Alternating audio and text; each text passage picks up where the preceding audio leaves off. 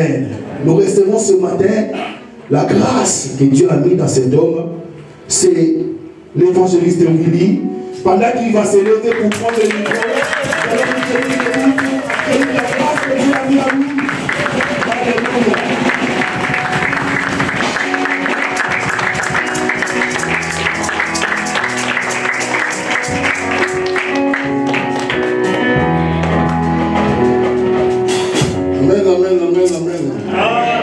Je vous salue tous dans les grands noms de Jésus-Christ, notre Seigneur, Sauveur et Roi. Dans son palais, tout s'écrit. Gloire. Dans son palais, tout s'écrit. Gloire. Dans son palais, tout s'écrit.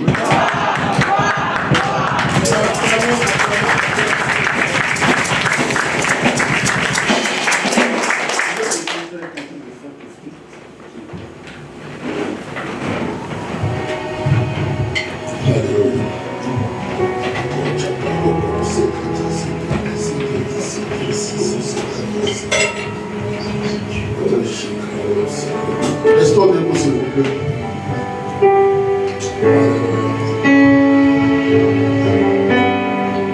Le Saint-Esprit est parmi nous.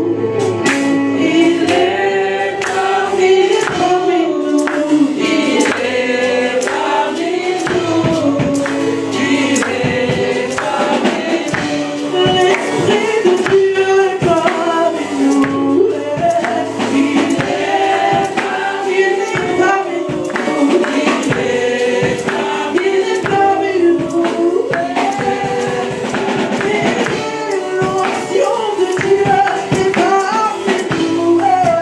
Il est parmi nous. Il est parmi nous.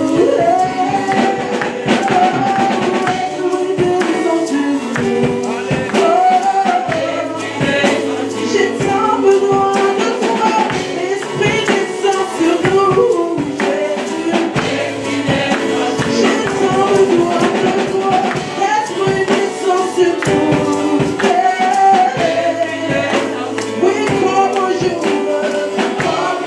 de la Esprit de Dieu. Oui, comme au jour de la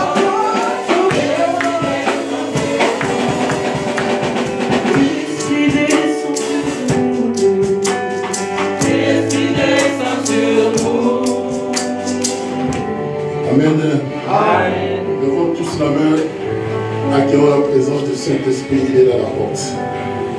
Commençons à prier et à invoquer la présence du Saint-Esprit. Chacun de nous va prier que le Saint-Esprit puisse nous parler. Nous avons besoin de lui, sans lui nous ne pouvons rien. Celui qui nous communique avec Christ, l'Esprit de Christ, c'est le Saint-Esprit. Prions tous au nom de Jésus. Amen, amen, amen, amen, amen. Nous allons prier. Père, c'est de gloire. Dans le nom de Jésus-Christ, nous voici ce matin devant ta face. Car tu as dit, sans toi, nous ne pouvons rien. Sans toi, nous sommes rien. C'est ton germe qui germe dans nos corps. Oh, c'est ton ADN qui est dans nos corps. C'est comme un poisson salaud, il ne peut pas vivre. C'est comme nous, sans toi, nous ne pouvons pas vivre. C'est de la poussière que tu nous as pris, tu as soufflé dans nos narines. Nous sommes devenus âmes vivantes. Nous sommes que cendres et poussière. Si nous sommes en vie, ce n'est que par ta volonté. Combien de personnes sont mortes cette nuit, papa? Nous ne sommes pas plus que Dieu le Père. Nous ne sommes pas plus que ceux qui sont dans l'hôpital.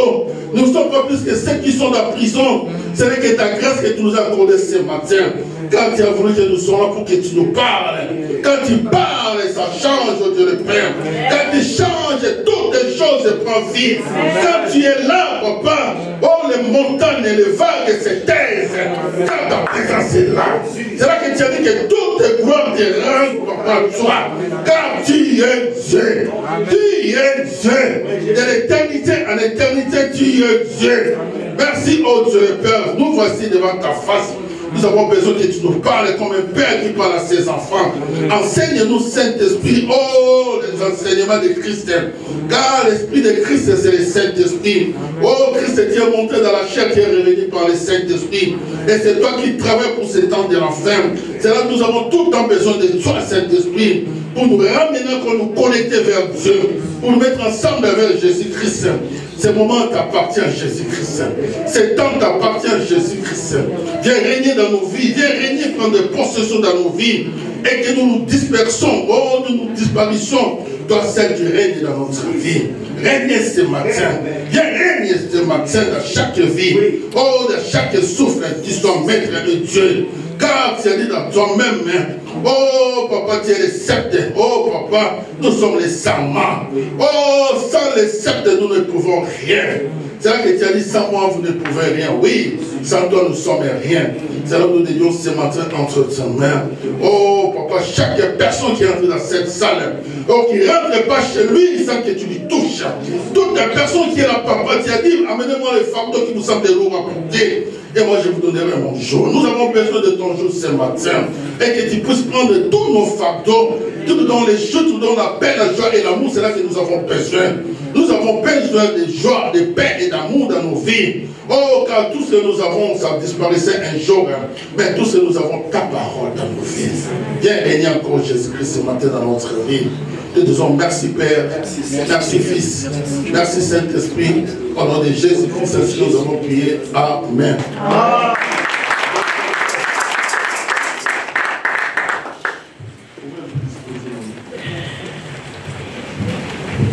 Amen. Nous allons ouvrir nos Bibles. Ceux qui en ont le monde, ne peuvent pas venir avec ça. Celui qui n'a pas la Bible, c'est un problème.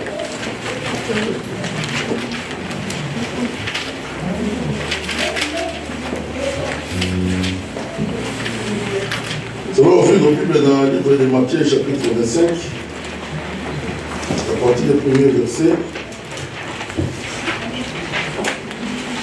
jusqu'à 13. Chapitre 25, premier verset jusqu'à 13. Matthieu, chapitre 25, au premier verset. Je lis la parole au nom du Seigneur. Amen. Alors le royaume des cieux sera semblable à 10 vierges qui, ayant pris leur lampe, allèrent à la rencontre de l'époux. 5 d'entre elles étaient folles et 5 étaient sages. Les folles, en prenant leur lampe, ne prirent point d'huile avec elles, mais les sages prirent avec elles leur lampe de l'huile dans des vases. Comme l'époux tardait, toutes s'assoupirent et s'endormirent. Au milieu de la nuit, on cria, « Voici l'époux, allez à sa rencontre. » Alors, toutes ces vierges se réveillèrent et se préparèrent leurs lampes. Les folles dirent aux sages, « Donnez-nous de votre huile, car nos lampes s'éteignent. » Les sages répondirent, « Non, il n'y en aura pas assez pour nous et pour vous. Allez plutôt chez ceux qui en vendent et achetez-en pour vous. » Pendant qu'elles allaient en acheter, l'époux arriva. Celles qui étaient prêtes entrèrent avec lui dans la salle des noces, et la porte fut fermée. Plus tard, les autres vierges vinrent et dirent, « Seigneur, Seigneur, ouvre-nous. » Mais il répondit, je vous le dis en vérité, je ne vous connais pas. Veillez donc, puisque vous ne savez ni l'heure ni le jour. » Verset 14. Il en... Non, toujours 13. Vous ne connaissez pas ni le jour, ni l'heure, ni le fils. Donc, je ne sais pas ça. Verset 13. Veillez donc, puisque vous ne savez ni le jour ni l'heure. Chez moi, ici, vous connaissez ni jour ni l'heure à laquelle les fils de l'homme viendront. C'est pas ça? Amen. Amen. Bon, c'est la même chose. On va acclamer pour la parole, Seigneur.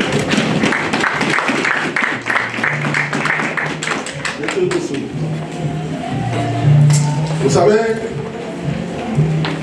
le passage que ma sœur vient de lire, ça concerne les temps d'aujourd'hui que nous vivons. Nous vivons des temps difficiles et terribles.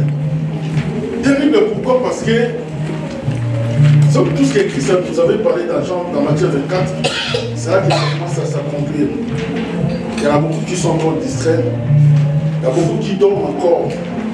Parce que ce qui c'est d'abord qui dit que l'âme, le but c'est le Saint-Esprit, après avoir le continuer, et la l'âme c'est la parole de Dieu. Donc ça veut dire que moi je suis seulement venu compléter ce que les autres déjà dit, ils ont parlé déjà. Et plusieurs personnes, plusieurs hommes de Dieu, ils ont passé, ils ont parlé la même chose. Mais moi je viens seulement pour compléter, pour que nous comprenions les temps que nous vivons. Vous savez que nous vivons dans un temps difficile. Dur plus que même les cailloux, même les rocs. Il y a des gens aujourd'hui qui ne comprennent pas les temps que nous vivons. Parce que nous nous donnons plus à ce que nous voyons dans les yeux. Mais derrière les yeux, il y a quelque chose qui se cache. Et nous ne savons pas. C'est la parole de Dieu.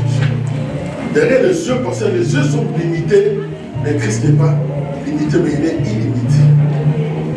C'est-à-dire que nos yeux ont une vision, parce que nos yeux pourraient une vision, parce que les yeux que nous voyons, nous les regardons aujourd'hui, c'est les yeux de péché. Pourquoi? Parce que si on revient dans Jean, vous pouvez écrire ce livre, dans Genèse chapitre 3, versets 6 et 7, la parole nous dit ceci, que quand l'homme et la femme, ils ont péché, c'est-à-dire que la corruption est entrée dans eux, c'est-à-dire que leurs yeux étaient éteints. La parole dit que les yeux de l'un et l'autre s'éteindirent.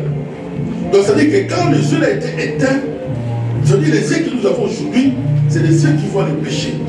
Nos yeux, ils voient que là se trouve le péché. Le yeux que Dieu nous a créé, il est éteint. Pourquoi? Parce qu'à cause du péché. Parce que Dieu, dans son amour, avant qu'il crée toutes les choses, avant que toutes choses soient créées, ma prédication s'accompagne toujours avec l'enseignement. Pour savoir ça, vous avez dit qu'il enseigne ou bien il prêche. Moi, je fais les deux à la fois. Amen. Donc, ça dit que Dieu, quand Dieu a créé le monde, avant qu'il ait créé toutes les choses, Dieu avait pensé d'abord de créer l'homme. L'homme, c'est-à-dire que l'homme était dans les pensées de Dieu. Mais, pour que l'homme soit ce qu'il est aujourd'hui, Dieu devait préparer d'abord là où il devait mettre l'homme. Parce que la parole dit que dans le commencement, il y avait que l'eau sur la surface de la terre. Dieu ne pouvait pas mettre l'homme de vivre sur la surface de la terre. Il y a qu'au commencement de créer la ciel et la terre était informe et vide. Donc ça dit, la parole dit qu'il y a l'Esprit de Dieu qui s'est mouvait sur les eaux. Là, c'était la manifestation du Saint-Esprit. Le Saint-Esprit était déjà avant que toutes les choses soient créées. Maintenant, Dieu de ses pensées, il dirait que oui, et c'est là qu'il a pensé, quand il arriva au moment qu'il devait maintenant créer l'homme. Donc ça dit que c'est la même chose. Les choses voient quand quelqu'un, dans la loi ou dans la loi, dit que quand tu prends déjà mal à quelque chose, ça dit que tu l'as déjà commis. C'est la même chose que Dieu déjà avait créé l'homme dans ses pensées. Et c'est là que maintenant Dieu, pour accomplir, il devait maintenant arranger l'endroit où l'homme devait se mettre. Et c'est là la parole dit que, et c'est là que maintenant qu'il appela le Saint-Esprit qui était sur les eaux. Et Dieu maintenant, c'est là qu'il dira encore deuxième fois que la première chose que Dieu appela, c'était la lumière, c'était Christ Jésus. Que la lumière fut, pourquoi la lumière soit? Parce que Dieu ne pouvait pas créer dans les ténèbres. Il fallait que la lumière soit pour éclairer, pour que le Saint-Esprit puisse commencer à créer. Parce que Dieu, il appelait les choses, c'est le Saint-Esprit qui mettait toutes les choses en place. C'est là que Christ dira, tu peux parler mal à moi, Matthieu 12 comme ça, tu peux parler mal à moi. Mais celui qui parlera mal au Saint-Esprit ne sera jamais pardonné dans ce siècle, mais dans le siècle présent, même au siècle. Je dis pourquoi? Parce que c'est le Saint-Esprit, c'est lui qui mettait toutes les choses en place. Dieu appelait les choses et le Saint-Esprit, c'est là qu'on l'appelle le Saint-Esprit, c'est le maître d'œuvre. C'est lui qui mettait toutes les choses en place. Et c'est là qu'il dira qu'ils étaient trois personnes en Dieu. Et c'est là que quand Dieu commençait à préparer tout, c'est là qu'il a pensé, qu'il a mis toutes les choses qu'il a pensées maintenant de l'homme qui existait dans les pensées de Dieu. Et Dieu l'a maintenant en existence maintenant pour le mettre sur la terre. On sait le sort comment l'homme a été créé, Dieu prenant la poussière, et ainsi c'est là, il souffle maintenant dans cette poussière-là, et l'homme était devenu âme vivante, nous sommes tous là. Et Dieu avait donné, par la loi, Dieu avait établi l'homme dans les jardins d'Éden, d'abord pour le cultiver et pour l'enseigner. C'était deux choses. Alors c'est là que oui, quand Dieu a mis l'homme, le souffle de Dieu que Dieu avait mis dans l'homme, c'était son esprit qui communiquait avec Dieu. Ce n'est pas la chair qui communiquait avec Dieu, mais c'est l'esprit qui communiquait avec Dieu. Donc ça dit, tous les dieux pour parler à Adam, ce n'est pas Adam qui parlait, c'est l'esprit qui était mis dans Adam qui communiquait avec lui à travers Adam. Bon, la parole dit que quand Dieu descendait tous les soirs, et c'est là qu'il venait voir déjà Adam qui s'est communiqué très bien. Mais maintenant, quand Dieu a pensé maintenant de voir que toutes les choses, c'est là qu'on dit que celui qui ne réfléchit pas, c'est une bête. Pourquoi? Parce que Dieu a créé toutes les choses qu'il a mis dans l'homme, qu'il a mis maintenant les pensées qu'il avait. Parce que Dieu pouvait créer toutes les choses en un seul jour. Il a créé dans 5 jours, et puis 6, 7e jour, ça dit qu'il pensait et il réfléchissait. Il pensait et il réfléchissait sur il pouvait créer toutes les choses à une fois. Et c'est les pensées et la réflexion qu'il a mis maintenant dans l'homme. Que l'homme puisse penser et l'homme aussi puisse réfléchir. Et la première pouvoir que l'homme pensait réfléchir, c'est là qu'il amènera toutes les bêtes à travers vers Adam, qui dira à Adam de donner les noms de toutes les bêtes. Et quand Adam commençait à donner tous les noms de toutes les bêtes, Dieu voyait qu'Adam, il a compris qu'il a les pensées. Et les pensées que Dieu avait mis à Adam, ce n'est pas des pensées qui lui amènent des péchés, mais les pensées de réfléchir et de faire des choses. C'est pour cela que nos pensées, c'est pour ça que l'apôtre Paul nous dira dans Romains 12, que vos pensées et votre intelligence soient renouvelées. Amen. Nous sommes obligés que nos pensées et l'intelligence soient renouvelées tout le temps. Comment elle peut être renouvelée? Être en relation avec Jésus-Christ. C'est Jésus-Christ qui nous renouvelle tout le temps de pensées. Parce que si tu as des pensées stériles, c'est des pensées qui ne feront rien et tu seras comme ça toute ta vie. Parce que tu as des pensées qui t'amènent. C'est pour cela que Dieu, quand il est venu, il a mis dans les pensées là de l'homme, il a injecté le poison que nous appelons le péché. Et c'est là que maintenant que Dieu a venu pour Adam, il a compris qu'Adam avait péché. C'est là que j'ai dit, quand on parle le problème, parce que les serpents, il était en colère parce que Dieu avait mis le pouvoir qu'il était, parce que le diable, il était créé, mais il n'avait pas la puissance de Dieu. Mais dans l'homme, Dieu avait mis son esprit dans l'homme. Et c'est là qu'il appelait les anges, qu'il appelait anges de lumière, pour venir maintenant, pour glorifier et pour adorer l'homme. C'est là que le diable s'est rébellé, quand nous connaissons tous dans Apocalypse, on nous parle de ces 12 qu'il y a eu des rébellions, toutes ces choses-là, nous connaissons tous. Et c'est là que les péchés ont été dans le monde. Et les péchés qui étaient dans le monde, Dieu a chassé l'homme d'un jardin. Parce que le péché, c'est le premier péché devant Dieu, c'est la désobéissance. Quand tu désobéis, la loi commence à Dieu. Mais votre pasteur qui est là, si vous le désobéissez, c'est-à-dire que vous désobéissez directement à Dieu. Parce que c'est Dieu qui l'a mis comme pasteur, comme votre père. Quand vous désobéissez à l'homme de Dieu, c'est-à-dire que vous désobéissez à Dieu. Le premier péché, c'est la désobéissance. Même comme tout parent, quand l'enfant les désobéisse, et le parent ne sera pas content de cet enfant-là. Et à partir de désobéissance, que Dieu nous a chassés dans le jardin d'Éden. Et c'est là que maintenant, je vais aller plus vite parce que les temps s'est vite, les temps va vite. C'est par là que Dieu nous a chassés. Mais Dieu, dans son amour, il ne pouvait pas laisser l'homme longtemps en dehors de lui. Qu'est-ce que Dieu a fait? Parce que dans l'homme, il y avait les germes de Dieu qui étaient dans l'homme. Il y avait aussi l'ADN de Dieu dans l'homme. Et Dieu n'a pas voulu passer que son ADN et son germe traînaient pour rien, parce qu'il était un otage entre les mains du diable. Et c'est là que Dieu, comme il dit toujours que Dieu s'est réveillé.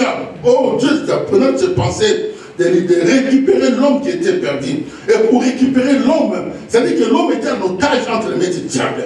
Maintenant, pour récupérer l'homme, il faut payer les rations. Les rations là, c'était quoi? C'était Jésus-Christ. C'est lui qui était les rations qui devait payer pour récupérer l'homme. Et parce que la parole nous dit dans le livre de Philippiens 2, 6, 10, 14, 15, la parole nous dit ceci que personne n'a de se trouver digne de délire ou de détacher l'homme. Parce que l'homme était entre les mains du diable. Par rapport que l'homme, le pouvoir que Dieu lui avait donné de se communiquer, l'homme avait pris ce pouvoir-là, il l'avait donné au diable. C'est là que nous parlons dans le livre de Matthieu 4, la conversation de Christ et le diable, quand Jésus s'est parti prier quand jour et quand nuit, quand il est revenu, qu'est-ce que le diable a dit? Ils étaient tous les deux dans l'écriture. Il est écrit, il est écrit, il est écrit, il est écrit, il est écrit, jusqu'à ce que Jésus-Christ, ramenant maintenant le diable pour faire comprendre que c'est moi qui est Dieu, il est sorti dans l'écriture, il dira qu'il est dit. Il est dit, c'est-à-dire c'est la parole. Tu diras que c'est moi qui est Dieu. Et c'est là la parole dit que, verset 14 dans Luc 4, c'est là que, pardon, les diables lui fuyaient pour quitter pour un moment. La parole dit que je suis revêtu de la puissance. Et je suis revêtu de toutes les choses. C'est là que commence la mission. On peut les lire, s'il vous plaît, pour ne pas chercher rien.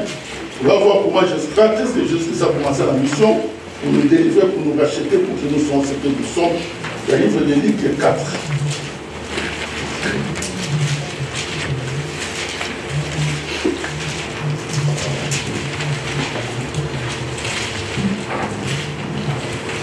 Luc 4. Luc 4, à partir du verset 14, s'il vous plaît. Verset 14. Juste à 19. Verset 14. Jésus, revêtu de la puissance de l'Esprit, retourna en Galilée, et sa renommée se répandit dans tout le pays d'alentour. Il enseignait dans les synagogues et il était glorifié par tous.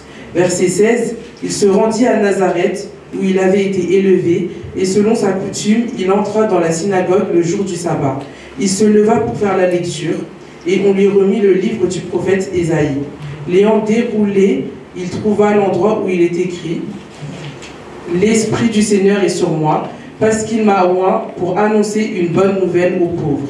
Il m'a envoyé pour guérir ceux qui ont le cœur brisé. » Verset 19, pour proclamer aux captifs la délivrance et aux aveugles le recouvrement de la vue, pour renvoyer libres les opprimés, pour publier une année de grâce du Seigneur.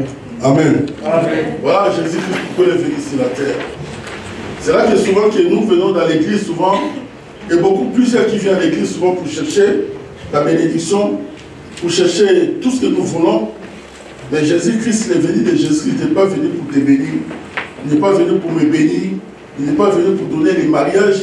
Il n'est pas venu pour nous donner le travail. Il n'est pas venu pour nous donner les papiers. Il n'est pas venu pour donner ceci et cela.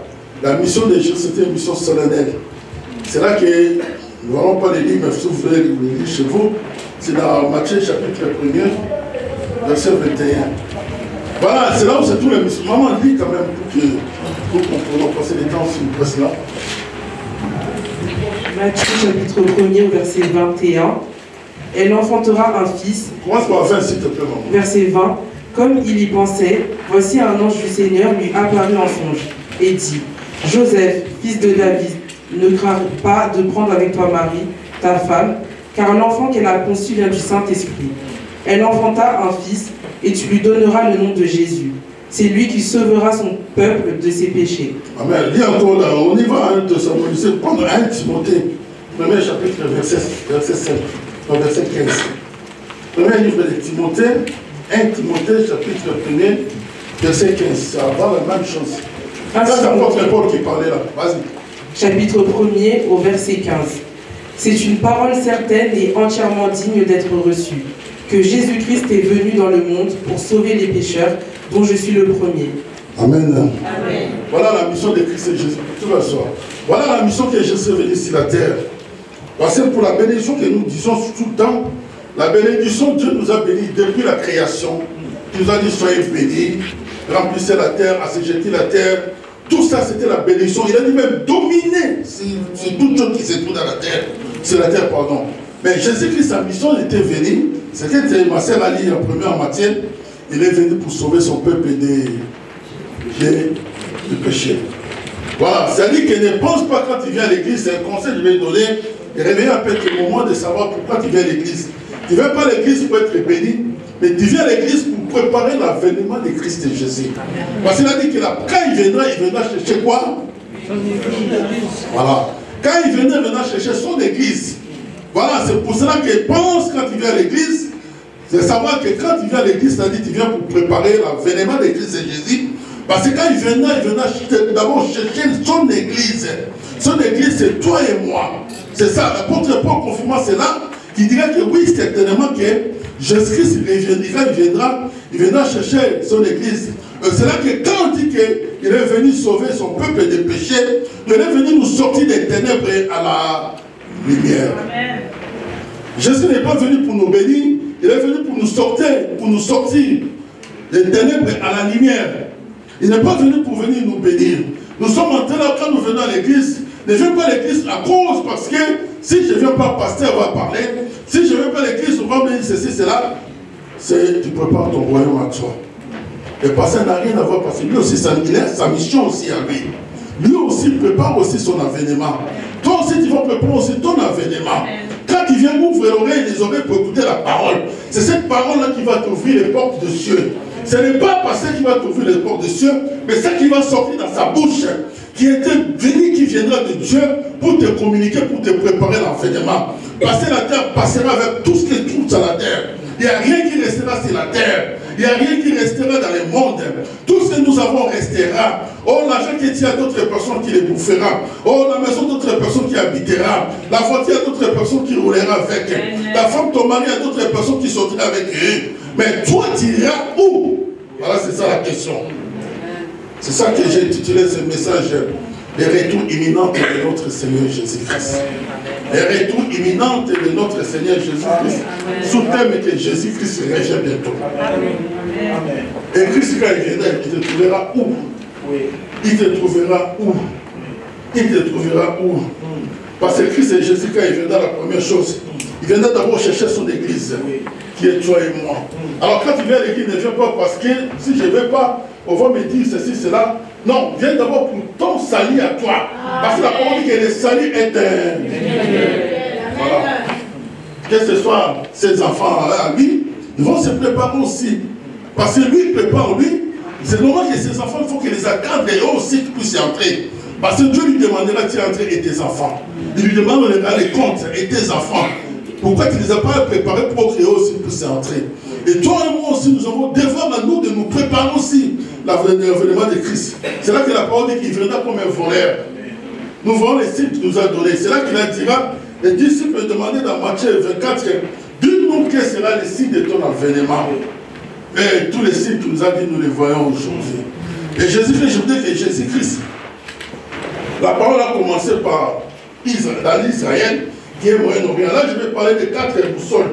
Des 4 boussoles, 4 continents de boussoles. Les continents n'a pas 5 continents, mais il n'y a que 4 continents. C'est les scientifiques qui ont détourné de les faire 5. Il n'y a que 4, je vous l'annonce par le Saint-Esprit. Il n'y a que 4, il n'y a pas 5. Il y a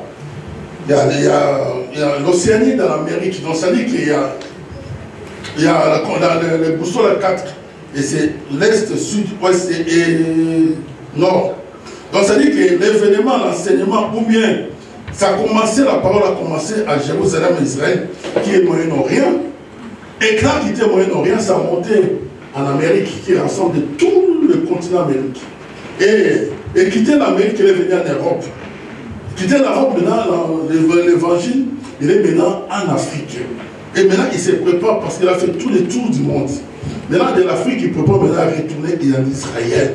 Là où toutes les choses ont commencé. Et c'est là que vous voyez que le monde est en train de secouer, de bouger, parce que les 2 continents, et on vient se rencontrer maintenant. C'est là qu'il dit que la parole qui est dit dans Matthieu 24, je pense pas vers verset 14. Matthieu 24, au verset 14, la parole de Dieu nous dit: cette bonne nouvelle du royaume sera prêchée dans le monde entier pour servir de témoignage à toutes les nations. Alors viendra la fin. Voilà pourquoi je vous dis que l'évangile est maintenant en Afrique. Parce qu'il a fait déjà les tours du monde. Il a fait tous les tours du monde, il est maintenant en Afrique. Maintenant, il ne peut pas retourner là où ça a commencé. Et quand où ça va retourner là où ça a commencé, c'est là que l'avènement des fils de l'homme, nous les verrons. Il viendra maintenant bouger. C'est là qu'on le demandant. Les disciples demandent, dis-nous quel sera cet signe qui nous montrera. Je savais que, parce que s'il donnait les signes, nous lui demandait les temps de l'Afrique, ce n'est pas les mêmes temps qu'il y a en Europe. Les temps qu'il y a en Europe, ce n'est pas aujourd'hui, il y a des décalages de 6 heures entre, je pense, l'Europe et l'Amérique. Il y a aussi 1 heure de plus que les décalages entre l'Afrique et l'Europe. Alors c'est pour ça qu'il n'a pas donné les temps, sinon, les temps, ça va dire, si ça va en Afrique, ici, ça n'ira pas. Mais c'est là qu'il dit que vous verrez l'événement de ce qui se passe. Aujourd'hui, ce qui se passe en Afrique, ça se passe en Europe. Ce qui se passe en Europe, ça se passe aux États-Unis. Ce qui se passe aux États-Unis, ça se passe en Asie. Ce qui se passe en Asie, ça se passe à l'Est. Donc, ça dit, c'est l'événement là. C'est pour ça qu'il a dit que vous verrez les signes qu'il nous a donnés. C'est ça que nous devons partout, les guerres partout. Oh, nous verrons les guerres, les tremblements de terre partout. Nous verrons la famine partout. C'est là qu'il nous montre que le Fils de l'homme est proche de venir. Quel signe que nous voulons qu'on voit. C'est là qu'il nous dit, sortez dans la distraction. Sortez dans la distraction. Sortons dans la distraction. Parce que les fils de l'homme viennent bientôt. Les fils de l'homme viennent bientôt. Soyons sobres. Et c'est là que nous allons, lui, pour finir, pour approcher dans 1 Pierre, comment tu peux lire ça dans 2 Pierre, chapitre 3, versets 10 et 13. 2 Pierre, chapitre 3, au verset 10. Le jour du Seigneur viendra comme un voleur. En ce jour, les cieux passeront avec fracas, les éléments embrassés se dissoudront, et la terre, avec les œuvres qu'elle renferme, sera consumée. Amen. Tu peux continuer, maman, s'il te plaît. Verset 11. Puisque tout cela est en voie de dissolution, combien votre conduite et votre piété doivent être saintes. Attendez et hâtez l'avènement du jour de Dieu, jour à cause duquel les cieux enflammés se dissoudront et les éléments embrassés se fondront. Verset 13. Mais nous attendons selon sa promesse de nouveaux cieux et une nouvelle terre où la justice habitera. C'est pourquoi, bien-aimés, en attendant ces choses, appliquez-vous à être trouvés par lui sans tache et irréprochables dans la paix. Verset 15. Croyez que la patience de notre Seigneur est votre salut, Amen. Comme notre bien-aimé Paul vous l'a écrit, selon la sagesse qui lui a été donnée. Amen. Amen, Amen maman. Donc c'est là que nous attendons, nous lisons ce qui est écrit. Donc ça dit que Jésus-Christ revient bientôt. C'est ça que je dis, que je vais seulement ajouter ce qu'ils ont déjà parlé, ce qu'ils ont déjà annoncé par mes prédécesseurs qui sont passés avant moi. Je vais seulement vous rappeler que Jésus-Christ revient bientôt. Sortons dans la distraction. Apôtre Paul nous parle d'un livre de 2 Pierre, le chapitre 12, verset 14, dira que oui, nous vivons dans les temps difficiles. Il dira aussi ceci que oui, ne soyez pas surpris. Il dit ne soyez pas surpris quand le châtiment vous arrive. Ne soyez pas surpris quand la douleur vous arrive. Ne soyez pas surpris. C'est les choses qui devaient arriver pour vous annoncer que le Fils de l'homme est à la porte. Parce que Dieu, il nous prend comme des raisins. Il y a un seul fruit qui est fait pour être écrasé, c'est les raisins. Les raisins est fait pour être écrasé.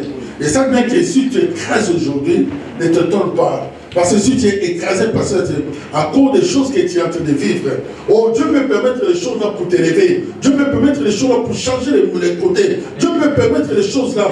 Parce que les raisins n'ont pas le droit de dire à celui qui écrase qu'il ne me fait pas ceci ou cela. Parce que il est soumis à celui, il est soumis, exemple, par les vignerons. Comme Christ nous a parlé, l'exemple des vignerons dans Jean 15. Il nous a parlé des vignerons, des sceptres et des sarments. Donc ça dit que sans les sarments, les vignerons, lui seul qui sait comment il va gérer les raisins. Lui seul qui sait qui peut gérer les sarments. Donc ça dit Dieu aussi, il est comme un maître qui est vigneron. Donc ça dit souvent qu'il nous prend comme un raisin, il nous écrase. C'est-à-dire que si tu es écrasé, ne te donne pas. Parce que c'est Dieu qui est en train de te préparer pour t'amener à l'autre côté. Ne condamne pas toujours les sorciers. Ne condamne pas toujours les diables. Dieu aussi est capable de t'amener dans un niveau pour t'élever. Et pour t'élever, il peut t'amener dans une direction comme ça. Il peut t'écraser, tu vois les choses comme si Dieu n'existe pas. Tu as dit de prier, tu fais tout, tu dis que mais pourquoi j'ai prié, il y a des choses comme ça qui m'arrivent. Oui, Dieu peut permettre. C'est ça qu'il parle dans le livre de 2 Pierre, qui nous parle que ne vous étonnez pas quand la fournaise vous arrive. Ne vous étonnez pas quand la fournaise, c'est quoi? La fournaise, c'est la chaleur qui détruit. Exemple que l'or, pour que l'or devienne ce qui est là, pour devenir ce qui est pour nous bijoux, et ça passe par le feu et les dégâts incroyables. Et c'est là que ça peut t'arriver aussi que tu vois que les choses ne marchent pas dans ta vie, ne te donnent pas souvent, mais si tu as le Saint-Esprit, il va te révéler ce qui se cache. Si tu as le Saint-Esprit, te révéler, il va te dire, t'inquiète pas, Dieu est en train de te préparer. T'inquiète pas, Dieu est en train de te préparer à l'élévation. Et l'élévation, c'est comme qu'un enfant ou bien un élève de collège, il ne peut pas passer directement faire le bac sans passer par le lycée. Pour dire aussi, c'est la même chose. Il ne peut pas t'élever si tu ne passes pas dans les châtiments. Il ne peut pas t'élever si tu passes par l'écrasement. Il ne peut pas t'élever sans passer par le feu. C'est par le feu qui Dieu nous amène pour nous embellir d'être celui qui veut que nous soyons, pour que nous soyons utiles, pour qu'il nous utilise comme il veut. Et c'est là qu'il va t'amener dans ces chemins-là pour te préparer à l'élévation, pour te préparer souvent. Mais ne te chambille pas, ne fouille pas Dieu à cause des choses qui t'ont arrivé. Ne vais pas loin de Dieu pourquoi ça t'est arrivé. Parce que tout enfant de Dieu, Dieu le passe toujours par le feu pour voir vraiment que s'il est vraiment l'enfant de Dieu ou s'il vient seulement s'aventurer. Dieu c'est qui connaît nos cœurs. Dieu c'est qui nous connaît plus que nous-mêmes. C'est lui qui peut te dire le nombre de cheveux qui est sur ta tête. Mais toi-même tu ne sais pas. Toi-même les propriétés des comptes, tu ne sais pas combien de cheveux. Surtout c'est la tête. Mais toi il va te dire combien de cheveux qui est sur ta tête. Et c'est là que préparons les temps d'aujourd'hui pour recevoir Jésus-Christ. Il peut venir demain, il peut venir le lendemain, il peut venir. Parce que tous les signes qu'il nous a donnés, que nous voyons, ne courons pas seulement derrière la bénédiction. La bénédiction restera, mon frère et ma soeur. Tout ce que tu cherches, ça restera. mais mieux vaut de ne pas rater le ciel à cause des choses de ce monde. Oui, tu peux avoir tout ce que tu veux, mais ça que tu enterreras, tu ne seras pas enterré avec ça. Tous les riches du monde sont enterrés. Il y a d'autres personnes qui ont profité de leurs intérêts, d'autres argent, la richesse. Mais tout ce que nous avons besoin, c'est le royaume des cieux. C'est là que Jésus-Christ nous parla dans Genèse, dans Matthieu 6,33. Cherchez d'abord le royaume des cieux. Le royaume des cieux, c'est quoi? Et que lui puisse vivre dans ta vie. Et lui prend place dans ta vie. Et c'est là que nous parlons à Marcel, tu peux lire ça s'il te plaît, dans Matthieu 6,33. Et tu vas lire encore dans... Donc, commence d'abord 6,33. Matthieu, oui. 6, commence d'abord à 32 avant d'arriver à 33. Parce que nous commençons toujours vers 33. C'est là où on dit que le reste vous sera donné. Mais avant d'avoir les restes, il faut d'abord... Commence par 32. Matthieu 6, verset 32. Car toutes ces choses sont les païens qui les recherchent. Votre Père Céleste sait ce que vous avez besoin. Cherchez premièrement le royaume et la justice de Dieu, et toutes ces choses vous seront données par-dessus. Ne vous inquiétez donc pas du lendemain, car le lendemain aura soin de lui-même. Amen. À chaque jour suffit sa peine. Amen, maman. Et voilà, donc ça dit que Jésus-Christ veut d'abord qu'il faut régner dans notre vie. Si Jésus-Christ est dans ta vie, toutes les choses que tu as besoin, tu vas l'avoir. Il dira ceci que dans mon âge, je ne sais pas un peu des livres, vous avez écrit, toujours dans Matthieu, qui nous dira, dans le passage de toujours Matthieu 6, il dit que oui, cherchez d'abord les royaumes de ce point, il dit encore que tout ce que nous avons besoin. Pardon, dans Jean 15, verset 7. Jean 15 au verset 7. Si vous demeurez en moi et que mes paroles demeurent en vous, demandez ce que vous voudrez et cela vous sera accordé. Voilà. Je peux répéter encore s'il te plaît. Écoutez bien ce qu'il dit dans notre fille. Verset 7. Si vous demeurez en moi et que mes paroles demeurent en vous, demandez ce que vous voudrez et cela vous sera accordé. Pourquoi nous demandons, nous ne trouvons pas? Parce que Christ ne vit pas dans nous. Amen. Jésus-Christ est comme un aimant qui a été toutes les petites ferrailles. Donc ça dit qu'il a dit qu'il a créé toutes les choses. Il a appelé les choses qui n'existaient pas, c'est venu en existence. Et celui qui vit ici, Christ vient dans toi, c'est-à-dire que tu peux appeler quelque chose qui est loin. Et ça va, c'est moi j'ai vu en Égypte, je n'ai pas vu en Égypte, mais j'ai entendu des témoignages, et quelqu'un qui disait que oui, il y a quelqu'un qui a fait déplacer des montagnes. Ce n'est pas les montagnes de problème que nous parlons, les montagnes du sud allaient à l'est. À cause parce qu'il connaît. David, pour détruire Goliath, David n'a pas prié. Jamais dans les passages que David avait prié, ou bien David avait gêné. On n'a pas parlé même de la foi. Pourquoi David connaissait le Dieu d'Israël? Parce que la seule personne, il n'y a personne qui pouvait tomber Goliath. Il n'y a personne en Israël. Tout le monde avait peur de Goliath. Mais c'est David. Il n'est pas venu aussi pour tomber Goliath. Il était venu pour son père Isaïe. Isaïe l'avait envoyé pour amener la nourriture. Dans 1 Samuel 17, il avait envoyé pour amener la nourriture à ses frères. En arrivant là-bas, et c'est là qu'il voyait les gens qui faisaient peur à tout Israël. Et David n'a pas choisi, aucun passage qu'il avait la foi, ni il avait gêné. Parce qu'il était en communion avec son Père. Parce qu'il était en communion avec Dieu. Et c'est la même chose si Christ vit en toi. Et tu vas mener les choses. Même le compte à la banque, tu dis que tu as besoin de temps. Et ce n'est pas toi qui le feras. C'est Christ qui donnera l'ordre. Et l'argent qui t'ira à la banque pour venir dans ta vie. Et pourquoi ça ne se fait pas? Parce qu'il ne vit pas dans nous. Cherchons que Christ puisse vivre dans nous. Et c'est pour ça qu'il a dit que cherchez d'abord les royaumes des cieux et sa justice. Quand les royaumes de cieux vivent avec toi, c'est-à-dire que c'est Christ qui vit avec toi. Et c'est là que tu vas appeler les choses qui n'existaient pas. C'est pas commencer à l'existence, parce que moi je l'ai vécu. Et j'ai appelé les choses. Quand j'ai examiné ces choses, ces paroles-là, j'ai mis en pratique. Et j'ai appelé les choses. Et les choses s'est fait comme j'avais donné. Mais parce que nous sommes dans un monde, il y a un moment que tu penses à d'autres choses. Parce que le combat que nous combattons, comme dit la parole, ce n'est pas de chair, ce n'est pas de sang de l'esprit. Parce que les diables cherchent toujours à combattre notre esprit. Les diables dans ta vie ne doivent pas combattre ta chair. Ils combattent l'esprit. Quand l'esprit est terrassé, c'est là que tout va être échoué. Et c'est là qu'il dit encore dans Romains, dans Jean, toujours dans le livre de Jean, chapitre 8, verset 31-32. Jean chapitre 8, au verset 31. Et il dit aux Juifs qui avaient cru en lui, si vous demeurez dans ma parole, vous êtes vraiment mes disciples. Vous connaîtrez la vérité et la vérité vous affranchira. Voilà. Il dit que si vous connaîtrez la vérité et la vérité vous affranchira. À Osée 4 6, il dit que mon peuple est péri faute de connaissance. Et c'est là que Christ dirait, vous connaîtrez, c'est la même chose qu'il a dit à la connaissance. Mon peuple est péri faute de connaissance. Comment on peut avoir la connaissance? C'est en écoutant la parole de Dieu. C'est ça qu'il a dit au disciple. Si vous mettez mes paroles en pratique, vous connaîtrez la vérité, c'est pas ça? Vous connaîtrez la vérité, et la vérité qui amènera à la connaissance. Pour arriver à la connaissance, d'abord la parole qui va être dans toi, qui va être dans ta vie, et c'est cette parole-là qui va t'amener à connaître la vérité. Pourquoi connaître la vérité? Parce qu'à partir de la vérité, tu connaîtras qu'est-ce qui se passe dans ma vie. Pourquoi ma vie est bloquée? Pourquoi tout ce que je fais, ça ne réussit pas? C'est là que maintenant, Dieu il dit que vous connaîtrez la vérité et la vérité. Et quand tu connaîtras cela, et c'est là que tu seras délivré. Amen. Mais si tu n'arrives pas à connaissance, tu ne peux jamais être délivré. Amen. Parce que dans le monde-là, il n'y a que deux esprits. Il y a deux esprits que nous marchons dans nos vies. Il y a l'esprit de diable et l'esprit de Dieu. L'esprit de Dieu, quand ça vient de ta vie, ça t'amène la paix, la joie et l'amour. L'esprit de diable, quand ça vient, ça devient de tout ce qui est marqué dans Jean 10, 10 que Christ a dit, oh, il vient que pour détruire, égorger et tuer. Donc ça dit que quand les deux choses-là, tout esprit qui vient déranger dans ta vie, ou bien qui vient dans ta vie, tu vas comprendre tout ce qui est l'esprit qui se cache derrière la chose. Et c'est là pour la vie, vous connaîtrez, et vous serez affranchi. Quand tu vas connaître l'esprit qui te menace, l'esprit qui est derrière, parce que toutes les choses qui nous arrivent dans la vie, il y a un esprit derrière. Et c'est là que tu vas connaître c'est l'esprit de Dieu. Parce que quand l'esprit de Dieu vient, ça t'amène la paix, ça va te donner la joie. La première chose, c'est la paix. Quand Dieu parle à quelqu'un, la première chose, il établit la paix. C'est dans la paix qu'il va commencer à te parler, qu'il va écouter. Parce que s'il n'y a pas la paix, tu ne peux pas écouter tout ce qu'il va te dire.